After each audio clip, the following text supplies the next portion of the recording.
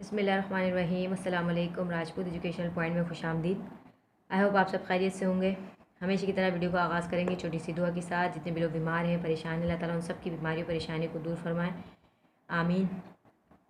अच्छा जी, आज की वीडियो में हम सॉल्व करेंगे 2022 का जो बोर्ड का पेपर आया था, उसमें जो फिज़िक्स के न्यूमेरिकल्स आए थे, तो वो हम आज सॉल्व करेंगे।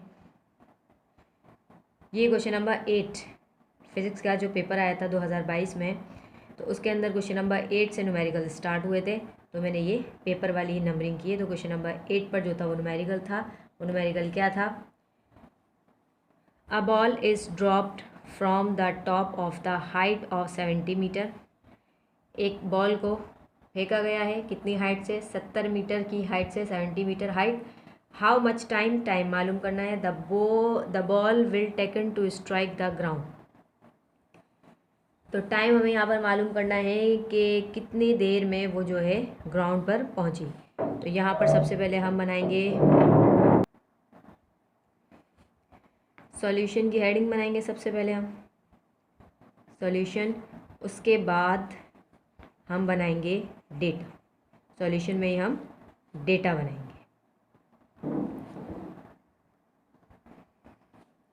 अ ball is dropped from the top of the height 70 metre.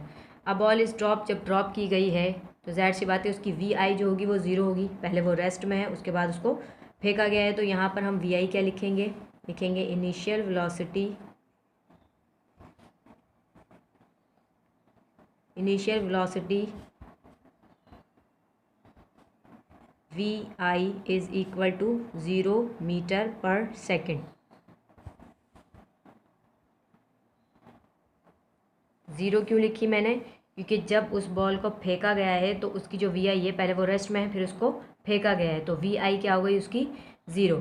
अच्छा, हाइट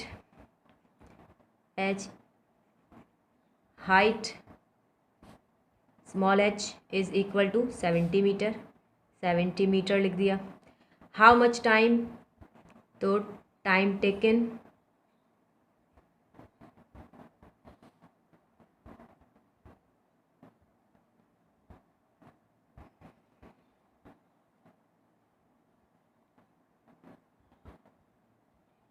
अच्छा जी, टाइम मालूम करना है।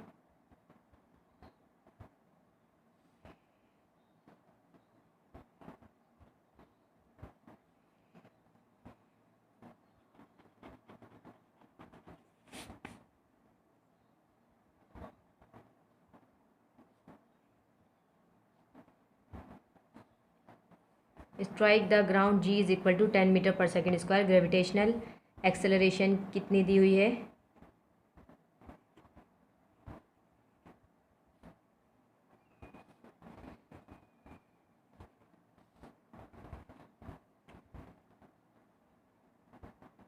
ग्रेविटेशनल एक्सेलरेशन 10 मीटर पर सेकेंड स्क्वायर।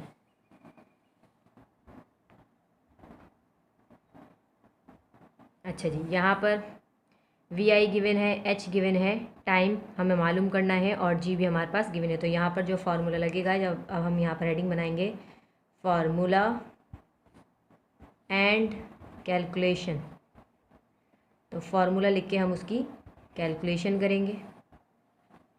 फार्मूला जो लगेगा यहाँ पर वो लगेगा H is equal to we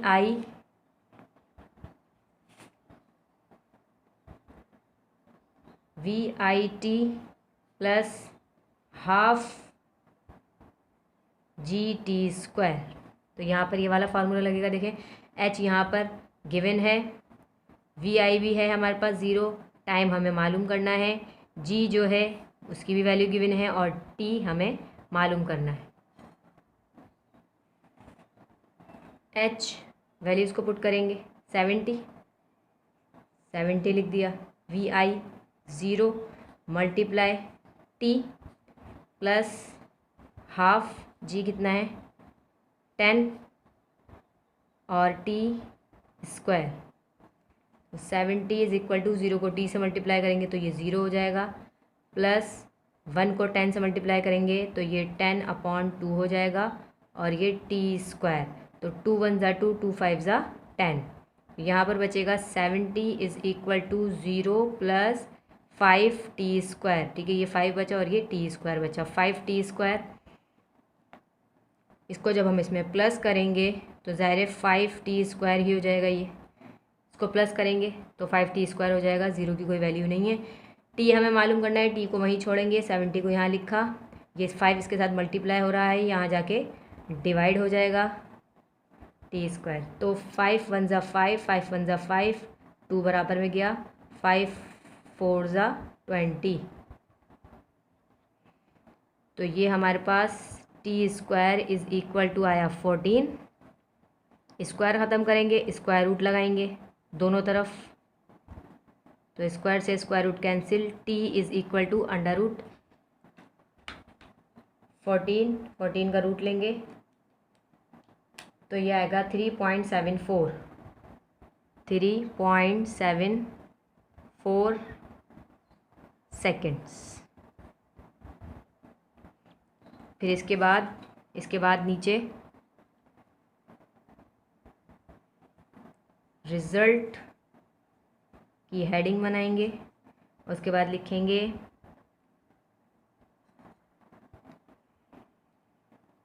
question में लिखा हुआ है, वहाँ से देख के लिखेंगे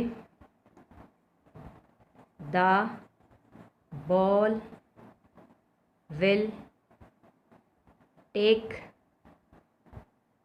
3.74 seconds to strike the ground, to strike the ground। Question में लिखा हुआ है, वहाँ से देख के लिखेंगे। ठीक है, रिजल्ट के अंदर तो ये आया हमारे पास t इज़ इक्वल टू 3.74। अच्छा जी, next question number 9। Question number 9, a machine uses a double arm spanner to turn a nut. He applies a force of 15 Newton at each end of the spanner and produces a torque of 600 Newton meter. What is the length of the movement arm of the couple? अच्छा, जिसमें कह रहे हैं एक double arm spanner उसको use किया गया नट को टाइट करने के लिए।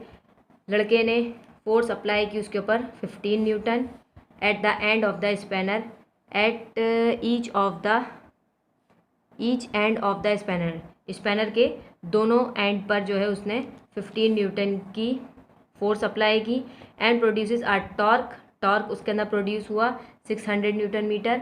What is the length of the movement arm of the couple? Length मालूम करनी है मूवमेंट आर्म की।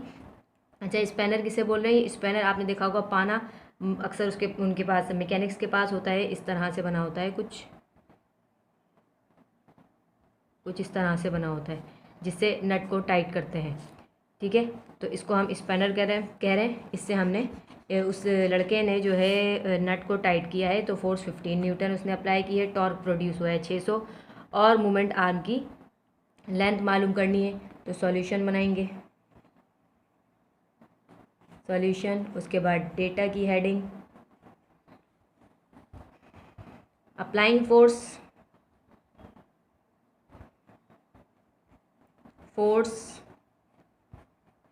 अप्लाइड एफ, कितनी फोर्स की? 15 न्यूटन, 15 न्यूटन लिख दिया। अच्छा जी, प्रोड्यूस टॉर्क कितनी हुई? Torque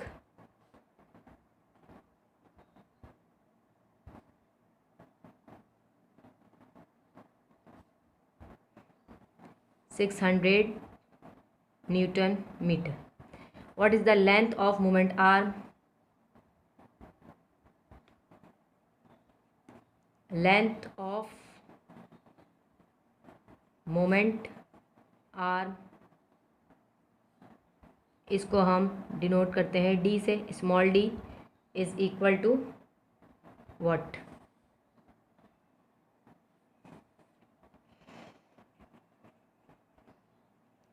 formula and calculation.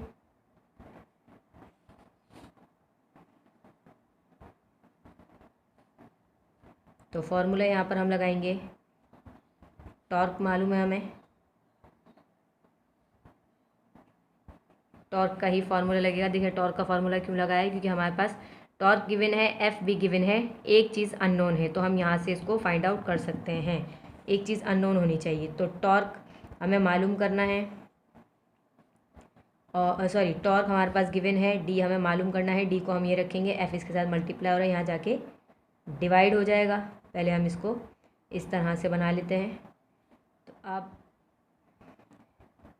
Torque कितना है 600, तो टॉर्क की जगह मैंने 600 लिखा, और एफ़ कितनी है 15 डी, तो 600 divided by 15, 600 divided by 15 is equal to,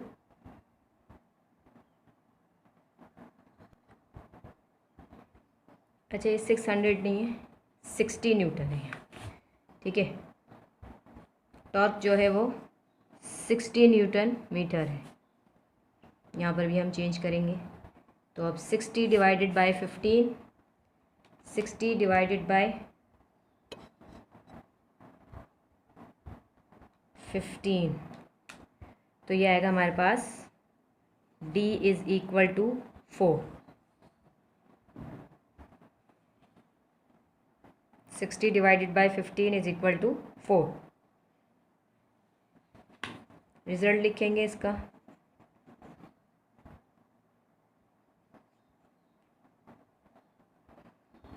length of movement arm, length of movement arm of the couple small d is equal to 4 metre. चलिए ये है आपका आंसर। नेक्स्ट क्वेश्चन देखते हैं, question number 10, a spring has constant K, spring constant K is equal to 30 newton पर metre. Spring constant, solution की heading बनाएंगे हम, data spring constant, spring constant K is equal to 30 newton पर metre. What load is required to produce an extension of 4 metre? What load, load मालूम करना है, load मालूम करना है, is required to produce an extension, मतलब कि weight W is equal to what? Load मतलब weight, और इसको हम डिनोट करेंगे W से। अच्छा जी, to produce an extension of 4 metre,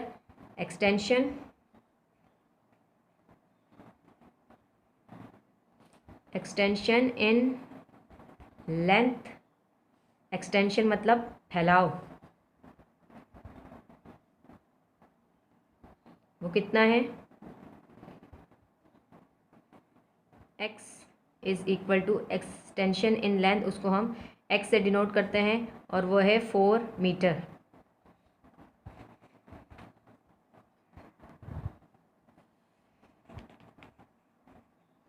formula and calculation,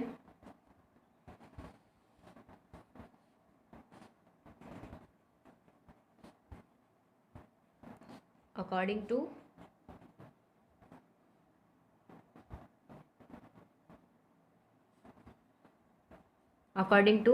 hooks law. यहाँ पर हम हुक्स का लॉ लगाएंगे, वो क्या है, F is equal to KX।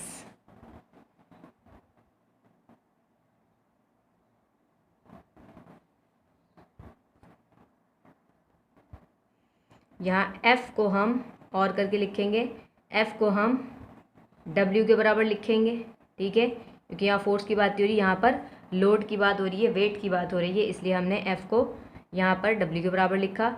और हुक्स लॉ के अंदर पढ़ चुके हैं आप, F is equal to KX और W is equal to KX, क्योंकि यहाँ F की वैल्यू गिवन नहीं है लेकिन W की सॉरी डब्ल्यू मालूम करना है, डब्ल्यू मालूम करना है, एफ़ मालूम नहीं करना है, इसलिए हमने एफ़ को डब्ल्यू के बराबर लिखा। अब हम यहाँ पर वैल्यूज़ को पुट कर देंगे। डब्ल्यू ही हमें फाइंड आउट करना है। डब्ल्यू इज इक्वल टू के कितना है 30 मल्टीप्लाई बाई एक्स कितना है 4। तो डब्ल्यू हमारे पास आ जाएगा 40 multiply by 4, sorry 30 multiply by 4, 30 multiply by 4 is equal to 120 newton, 120 newton. तो हम लिखेंगे यहाँ पर रिज़ल्ट के अंदर हम लिखेंगे 120 newton load is required,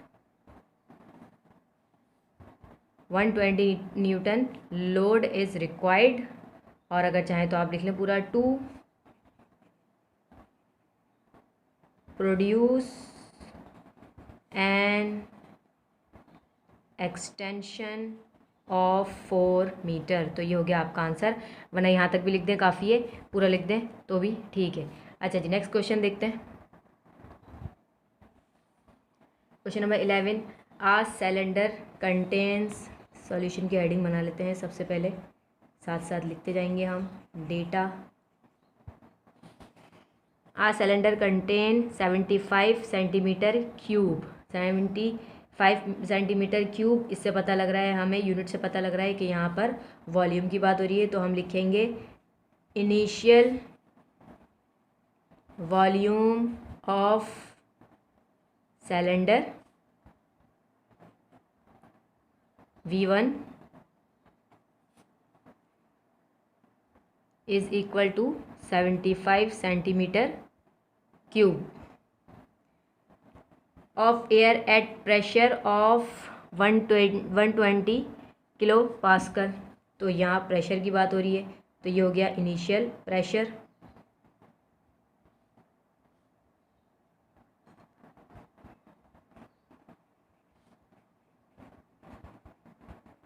initial pressure of cylinder P1 is equal to 120 kilo pascal. अच्छा जी, if what will be its volume if the pressure, what will be its volume मतलब कि फाइनल वॉल्यूम मालूम करना है, final volume of cylinder V2 हमें मालूम करना है। If pressure on it is increase to 360 kilo pascal, pressure अगर उसका इंक्रीज़ हो जाए मतलब कि फाइनल प्रेशर कितना हो जाए, pressure of cylinder P2 is equal to 360 kilo pascal. तो हमारे पास ये डेटा बन गया। अब हम यहाँ पर फार्मूला एंड कैलकुलेशन करेंगे, formula and calculation.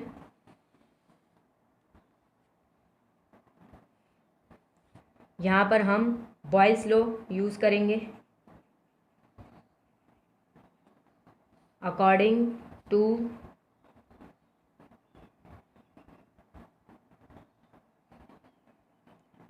Boyle's law क्या है, P1 V1 is equal to P2 V2। मालूम क्या करना है हमें, V2 मालूम करना है। V2 को मैं यहीं पे रखूँगी और ये P1 V1 V2 को मैंने ये रखा, इस P2 को ये इसके साथ मल्टीप्लाई हो रहा है, तो यहाँ देखिए क्या हो जाएगा, डिवाइड हो जाएगा। तो अब हम यहाँ पर वैल्यूज़ को पुट कर देते हैं। P1 हमारे पास है 120 मल्टीप्लाई बाई V1 है हमारे पास 75 अपॉन, और P2 है हमारे पास 360। तो हमारे पास V2 आ जाएगा। देखते हैं V2 उसको डिवाइड करके क्या आ रहा है। 120 multiply by 70, 120 multiply by 70 is equal to 8400 and divided by 360.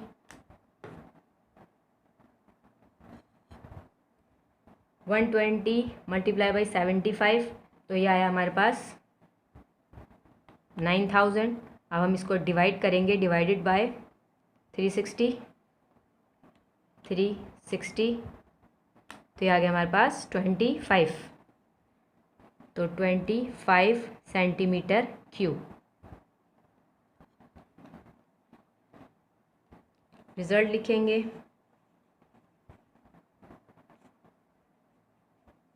The final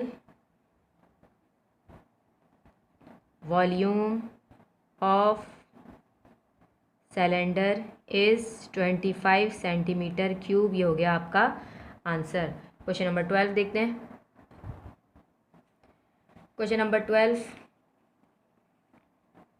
solution data. Calculate the power of a machine. Power of a machine मालूम करनी है। Power of a machine P is equal to what?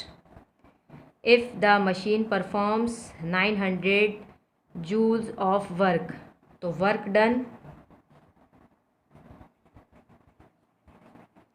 Done लिखेंगे। W is equal to कितना किया है? 900 joules, तो 900 joules लिख दिया मैंने। इन 30 minutes, time taken T is equal to 30 minutes. अच्छा, 30 मिनट से इनको सेकंड में हम चेंज करेंगे, SI यूनिट में हम चेंज करेंगे। SI यूनिट चाहिए हमें, इसका मिनट है, मिनट को सेकंड में हम चेंज करेंगे। तो हमें यहाँ पे 30 मिनट दिया हुआ है, हमें पता है 1 मिनट में कितने सेकंड्स होते हैं? 1 मिनट में होते हैं, 1 मिनट में 60 सेकंड्स होते हैं। 1 मिनट में 60 सेकंड होते हैं। और यहाँ पे कितने मिनट लिखे हैं? 30, तो 30 को 60 से मल्टीप्लाई कर देंगे। 30 मल्टीप्लाई बाई 60, तो ये आपके पास आ जाएगा 1800 सेकंड। ठीक है, 1800 सेकंड आ जाएगा। 30 मिनट्स हैं, मिनट को हम सेकंड में चेंज करेंगे तो 1 मिनट जो है हमें पता है 60 सेकंड्स के बराबर होता है। यहाँ पे 30 मिनट है, 30 को 60 से मल्टीप्लाई कर देंगे तो 1800 आ जाएगा। तो अब हम टाइम की जगह पे 1800 लिखेंगे सेकंड्स में जो हमने लिखा है। अच्छा जी, यहाँ पे लिखेंगे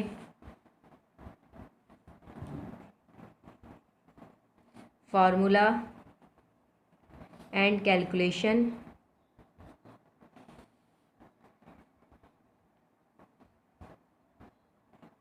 P is equal to W upon T।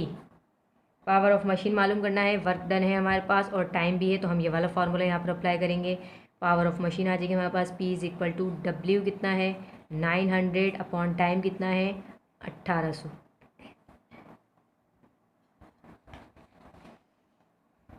एक जीरो से एक जीरो कैंसिल, एक जीरो से एक जीरो कैंसिल, 9 1 ज़ा 9, 9 1 ज़ा 9, 2 ज़ा 18। तो P इज़ इक्वल टू 1/2 आया। 1/2 को जब डिवाइड करेंगे तो ये आएगा 0.5, 0.5 वाट। अच्छा जी, रिजल्ट लिखेंगे अब हम।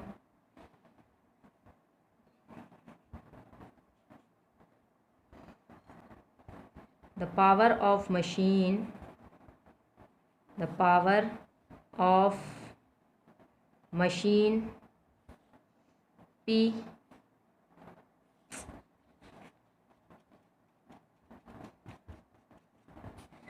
the power of machine P is equal to 0.5 वाट। तो ये आपका आंसर। चलिए जी, नेक्स्ट क्वेश्चन देखते हैं। Question number 13, how much heat energy will be required. How much heat energy will be required. तो हम सबसे पहले यहाँ पे इसका सॉल्यूशन एंड डेटा बना लेते हैं। How much heat energy will be required, तो हम लिखेंगे हीट एनर्जी रिक्वायर्ड इसको हम लिखते हैं डेल्टा क्यू से, ये हमें मालूम करना है। ठीक है, अच्छा जी, required to raise the temperature of 50 gram of water. तो वाटर का मास दिया, हम लिखेंगे mass of water m is equal to 50 gram. 50 gram दिया है, 50 ग्राम है, हमें SI यूनिट में चाहिए। SI यूनिट के अंदर हम मतलब कि हमें केजी में चाहिए, किलोग्राम में चाहिए। तो हम 50 ग्राम को केजी में कन्वर्ट कैसे करेंगे? 50 डिवाइडेड बाई 1000, 50 को 1000 से डिवाइड कर देंगे तो ग्राम केजी में तब्दील हो जाएगा। तो 50 divided by 1000, 50 divided by 1000 is equal to 0.05। तो 0.05 kg। अच्छा जी, अब क्या बोल रहे हैं आगे? Of water from 40 degree to 70 degree. तो इनिशियल टेम्परेचर दिया हुआ है और फाइनल टेम्परेचर दिया हुआ है। तो इनिशियल टेम्परेचर जो है, initial temperature T1 is equal to 40 degree and final temperature कितना दिया है? T2 is equal to 70 degree.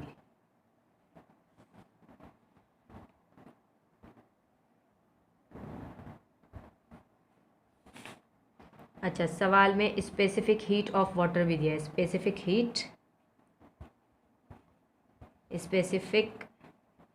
Heat of water C is equal to 4200 joules पर केजी पर केल्विन।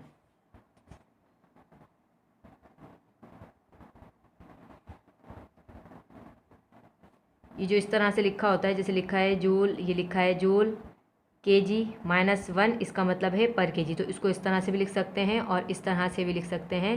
-1 इसका मतलब है पर केजी और पर केल्विन। तो इस तरह लिखें या फिर इस तरह लिखें, एक ही बात है।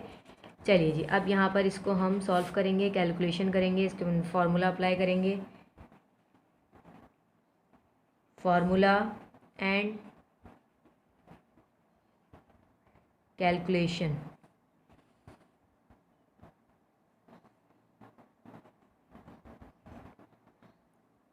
Delta Q is equal to MC delta T।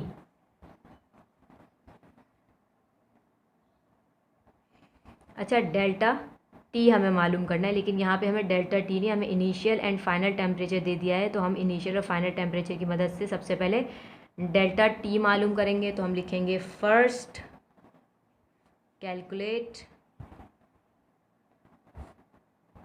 Delta T। तो डेल्टा T किसके बराबर होगा? T2 minus T1। तो T2 कितना है? T2 है आपके पास 70 माइनस T1 कितना है? 40। तो आपके पास ये डेल्टा T आ जाएगा। तो 70 माइनस 40,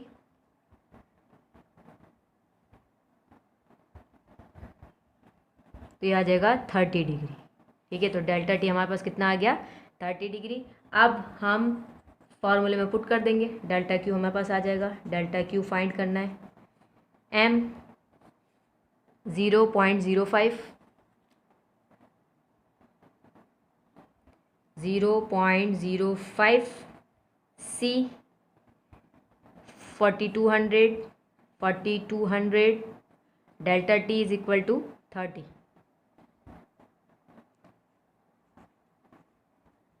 सबको मल्टीप्लाई कर देते हैं। 0.05 मल्टीप्लाई बाई 4200 मल्टीप्लाई बाई 30। तो ये आ जाएगा आपके पास 6300 जूल्स। 6300 जूल्स, 6300 जूल्स हमारे पास डेल्टा क्यू जो हमें मालूम करना था वो आ गया हमारे पास। रिज़ल्ट लिखेंगे,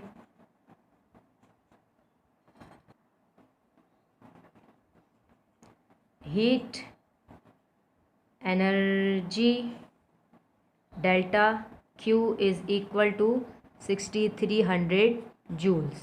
तो ये हो गया आपका आंसर। बस ये 6 क्वेश्चंस ही आते हैं, 6 क्वेश्चंस थे ये। अगर आप न्यूमेरिकल्स की अच्छे से प्रैक्टिस करेंगे और अगर इसमें कोई मिस्टेक नहीं होंगी तो आपको पूरे पूरे नंबर मिलेंगे, क्योंकि जो क्वेश्चंस होते हैं थ्योरी के जो क्वेश्चंस होते हैं उसके अंदर नंबर तो कटते कटते हैं, 1 2 3 अगर आपने बिल्कुल सही भी किया है तो तब भी आपको पूरे नंबर, बहुत ही कम एग्जामिनर होते हैं जो है आपको वो नंबर पूरे दे देते हैं किसी सवाल के, वरना तो एक आध नंबर लाजमी कटता है भले आपने सही क्यों नहीं किया हो। लेकिन अगर आप न्यूमेरिकल्स अटेंड करेंगे तो इसके अंदर अगर आपने कोई मिस्टेक नहीं की होगी तो आपको पूरे पूरे मार्क्स मिलेंगे, ठीक है। तो ये कि न्यूमेरिकल्स के ऊपर आप ख़ास तवज्जो दीजिए और पेपर में जो है कोशिश कीजिए कि ये तमाम न्यूमेरिकल्स आप सॉल्व करें, उसको अच्छे से सॉल्व करके आएँ। ज़रूरी नहीं है कि जो हमने सीखे हैं यही वाले न्यूमेरिकल जो हैं वो आ जाएं। हाँ, ये जो फार्मूलाज हम सीखते हैं, तरीका जो हम सीखते हैं, इसी फार्मूला से रिलेटेड जो है आपके न्यूमेरिकल्स आएंगे। बस क्या होता है, वैल्यूज़ को वो चेंज कर देते हैं, थोड़ा सा अलग कर देते हैं उसको, तो कभी कभी तो बिल्कुल सेम भी आ जाता है। तो ये है कि आप अच्छे से प्रैक्टिस कीजिए न्यूमेरिकल्स की, न्यूमेरिकल्स आप लाजमी अटेंड करें। चलिए, वीडियो को शेयर करिएगा अपने फ्रेंड्स के साथ। चैनल पर अगर नए हैं तो सब्सक्राइब भी कर लीजिएगा ताकि आने वाली नई वीडियोज़ की अपडेट्स आपको मिलती रहें। मिलते हैं नेक्स्ट वीडियो में। टेक केयर एंड अल्लाह हाफिज़।